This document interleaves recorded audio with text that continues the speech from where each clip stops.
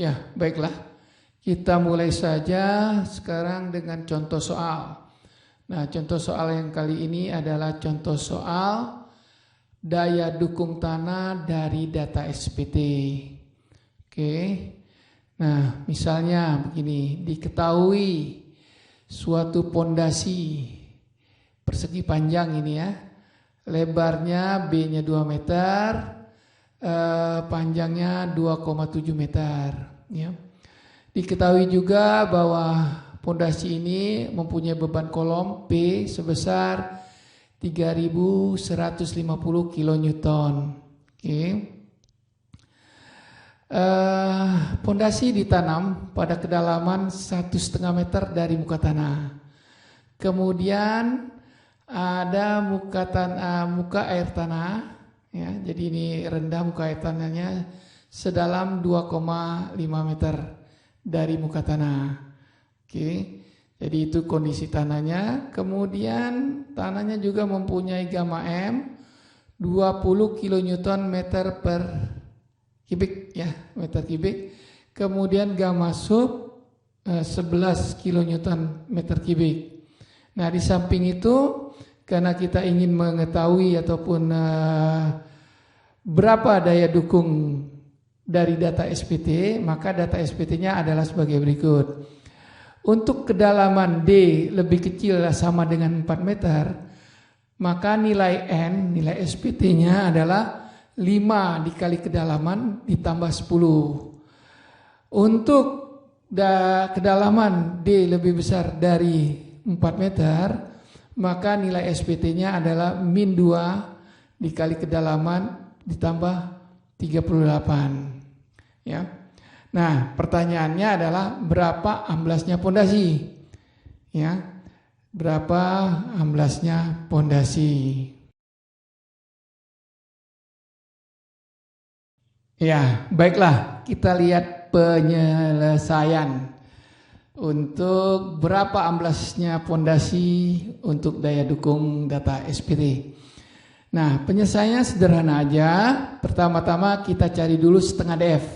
Kenapa setengah DF? Karena nilai SPT yang akan dirata-rata itu pada kedalaman setengah DF di atas alas pondasi dan 2B di bawah alas pondasi. Nah, setengah DF berarti setengah dikali 1,5. 1,5 ini adalah DF-nya, kedalaman penanaman pondasi. Benar ya? Coba kita lihat di sini. Ya. Ini 1,5 meter kedalaman penanaman pondasi. Oke. Dengan demikian untuk 2B di bawah alas pondasi berarti DF ditambah 2B sama dengan 1,5 DF-nya ditambah 2 kali 2. 2-nya lebar pondasi dikali 2 berarti dapatnya 5,5 meter. Nah, dengan demikian nilai SPT akan kita cari antara 0,75 meter dari muka tanah sampai kedalaman 5,5 meter di bawah alas pondasi ya. Kita lihat, jadi kalau kita lihat skemanya begini. Jadi N1 ya, yang harus kita cari nilai SPT-nya itu adalah setengah DF di atas alas pondasi dan N6 nih 2B di bawah alas pondasi. Oke. Kita lihat hitungannya. Nah. Oke. Nah, pertama-tama kita lihat 0,75 kedalamannya karena setengah DF tadi kan. 0,75 berapa N-nya? N-nya tentu rumusnya adalah ini kan. N sama dengan 5D plus 10. Kenapa demikian? Karena kedalaman yang kita minta kan 0,75, masih lebih kecil dari 4 meter. Maka persamaan yang dipakai adalah N sama dengan 5 kali D ditambah 10. Nah, kalau kita lihat di sini 0,75 dikali 5 ditambah 10 itu akan dapat hasilnya 13,75 ya. Nah, 13,75 ini adalah nilai SPT asli. Nah, untuk mendapatkan nilai SPT yang dikoreksi harus diketahui atau kita cari lagi adalah tegangan geostatik pada titik itu, yaitu pada titik 0,75. Berapa tegangan geostatik vertikal efektifnya di sini? Nah, kalau kita hitung ya dengan ilmu tegangan geostatik vertikal efektif, maka muka air tanah kan ini ya diminta tegangan geostatik pada alas pondasi, berarti di sini kan. Nah, berarti ini semua tanah kering. Tanah kering pengalinya adalah gamma M ya. Pengalinya gamma M nih.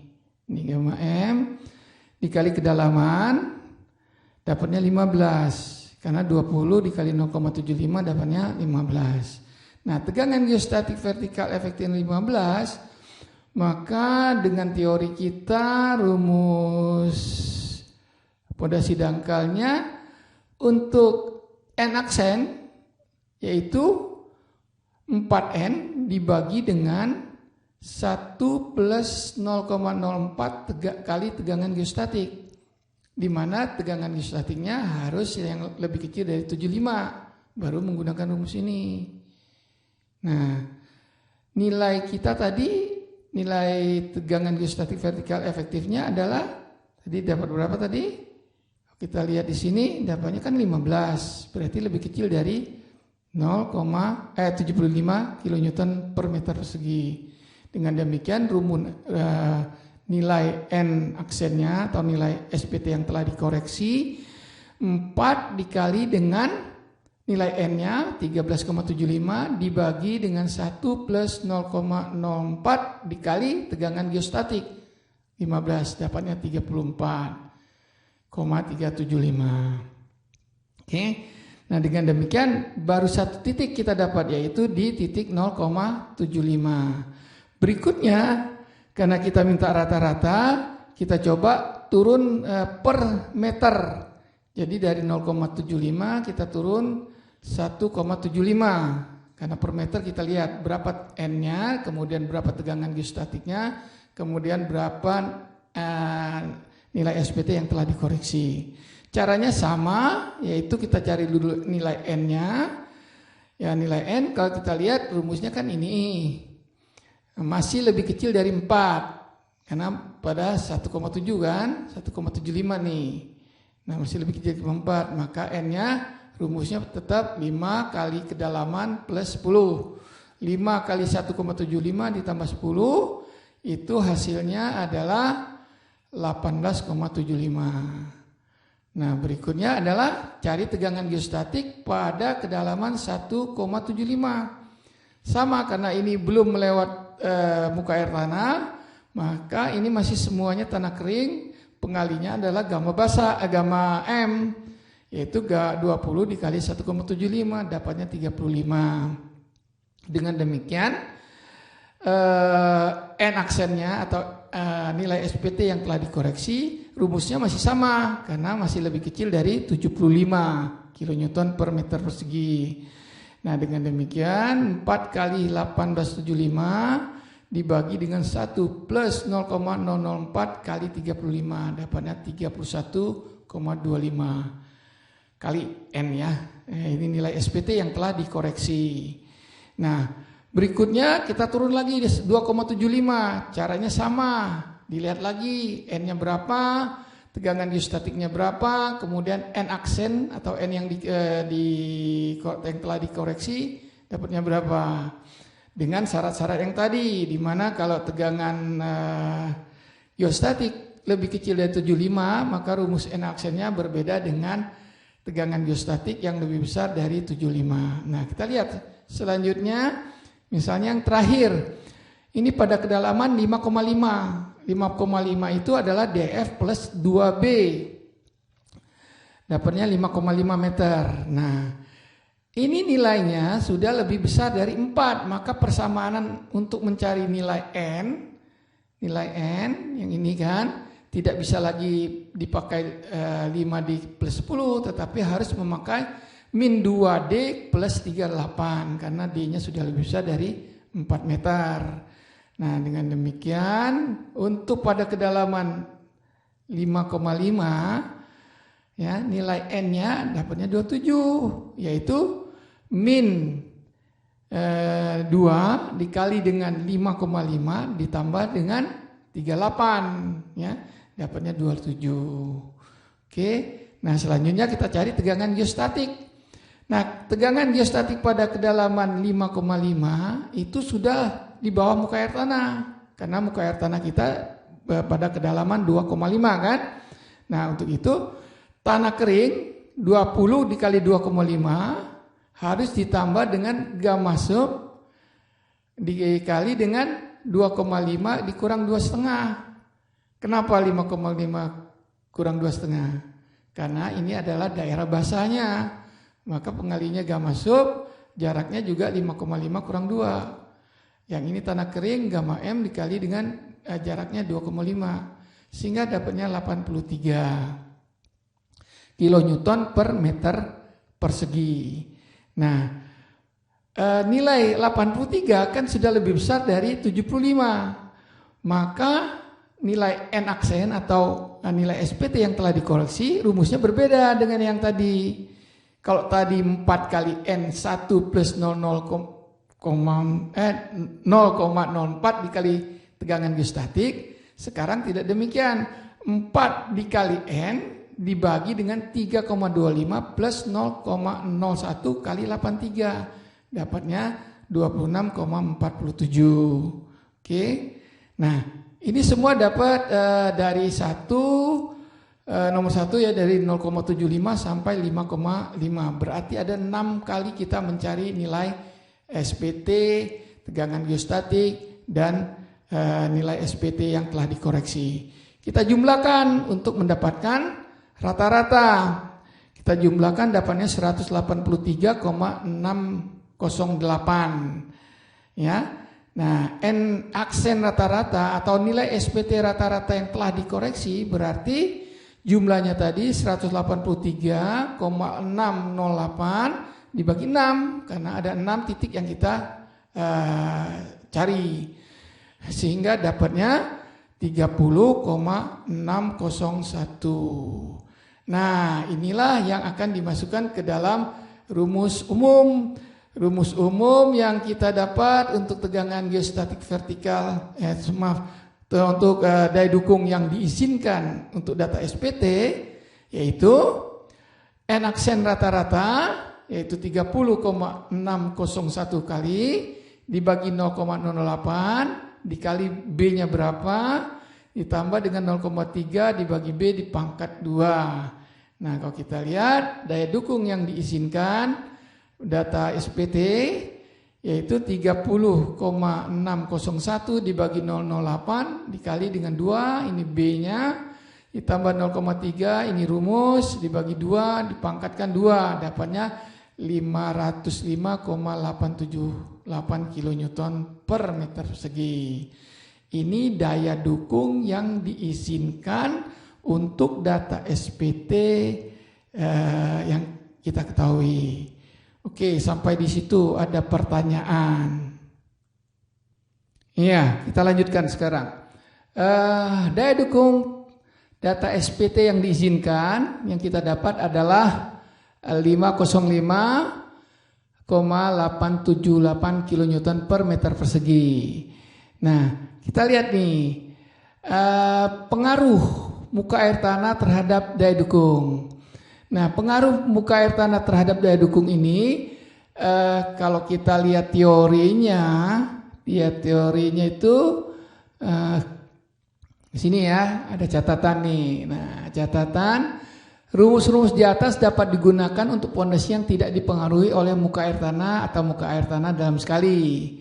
Ya. Nah, apabila batas permukaan air tanah berada pada kedalaman di bawah alas atau dasar pondasi dengan jarak kurang dari setengah B, maka nilai KA yang didapat harus dikoreksi sehingga mendapatkan KA aksen. KA aksen itu sama dengan KA yang didapat dibagi dengan K, di mana nilai K adalah tegangan geostatik vertikal total dibagi dengan tegangan geostatik vertikal efektif pada kedalaman setengah B di bawah alas pondasi. Nah, berapa K-nya ini? Pada contoh soal ini kalau kita lihat, tegangan geostatik vertikal total yaitu 20 kali 1. Kenapa 20 kali 1? Ya, kalau kita lihat kan ini soalnya ya. Tegangan yang diminta yaitu tegangan geostatik vertikal total di bawah alas pondasi pada setengah B. Berarti kan di sini pas di muka air tanah, ya enggak? Nah, B per 2, B-nya 2, bagi 2 1, ya. Bagi nilainya 1 kan nih dari alas pondasi ke muka air tanah. Nah, kalau total berarti ini tanah kering semua kan? Tanah kering. Begitu juga dibagi dengan tegangan geostatik vertikal efektif pada kedalaman setengah B juga. Berarti sama kedalamannya. Ini tanah kering juga. Jadi nggak berubah kan? Gamma M kali jaraknya tanah kering kan? Nah, dengan demikian kalau kita lihat di sini jadi 20 kali 1 dibagi dengan 20 kali 1. Ya 1 K-nya. Ya. Nah, kiasen atau tegangan lagi daya dukung SPT yang diizinkan yaitu yang asli tadi yang 5,878 dibagi dengan 1 karena K-nya 1 kan tadi ya dapatnya 5,878 kN per meter persegi. Ini daya dukung yang telah dikoreksi. Sebenarnya nggak dikoreksi karena apa? Masih tanah kering ya. Jadi dia pengaruh muka air tanahnya itu belum ada. Karena pas di muka air tanah dan masih di atasnya itu semua tanah kering. Oke, nah kita lihat untuk mengetahui bahwa kondisi ini amblasnya berapa, teorinya kan begini. Ya, teorinya itu kalau kita lihat ini ya. Oke, nah daya dukung yang di sini QA yang mengakibatkan amblas yang tidak lebih dari 25 mili untuk pondasi berbagai lebar. Ya. Nah, 25 mili ini jadi suatu syarat kan kalau Anda pakai rumus ini, maka dijamin tidak lebih dari 25 mili. Ya. Nah, jadi ini faktor keamanannya di sini 25 mili. Nah, kita lihat soalnya. Tadi berapa amblasnya tanya ya kan? Berapa amblasnya pondasi? Ngitungnya jadi begini. PI-nya adalah kita cari dulu yang dari atas beban yaitu sigma 0 kan? Yaitu beban dibagi luas alas. Bebannya 3150 dibagi dengan luas alas pondasi 2 kali 2,7. Ini ukurannya B dengan L-nya ya. Dapatnya 583,33 kilonewton per meter persegi. Oke. Nah, ini dari atas. Yang diizinkan adalah 505,878. Berarti yang di atas kan lebih besar ya dibandingkan dengan yang di bawah. Nah, kalau dia memang dia lebih kecil, dia tidak akan lebih besar dari 25 kan? Maka perkaliannya ada 25 sehingga dapatnya 28 mili. Nah, dengan perhitungan dengan mendapatnya nilai 28,828 ini menurut Rezaki dan Peck nggak aman karena syaratnya kan dijamin 25 mili. Ternyata yang didapat tegangannya itu lebih besar, ya tegangan kotaknya lebih besar atau bebannya lebih besar dari daya dukung, sehingga ya nggak aman ini menurut Peck dan Rezaki. Maka kalau kita lihat lagi, kan tadi teorinya di sini nilai atau rumus Terzaki dan Peck ini, ya menurut Meyerhoff itu terlalu konservatif, jadi terlalu aman, ya. oleh Meyerhof dinaikkan 50% pertambahan nilai QA-nya. Jadi kalau tadi dapatnya berapa? 500 ya. 505,878 ini kan QA-nya. Itu menurut Terzakit dan Peck ya. Ini terlalu aman. Kalau Meyerhof ngitung bisa 1,5 kalinya daya dukung itu, ya. Jadi dia terlalu mungkin faktor keamanan diambil besar sehingga kecil dapatnya ya, kia aksennya itu. Nah, Meyerhof mengatakan itu bisa 1,5 kalinya atau dinaikkan 50%. Dinaikkan 50% berarti 1,5 kan pengalinya. Jadi menurut Meyerhof dan Meyerhof aja itu 758,817 kilonewton per meter persegi.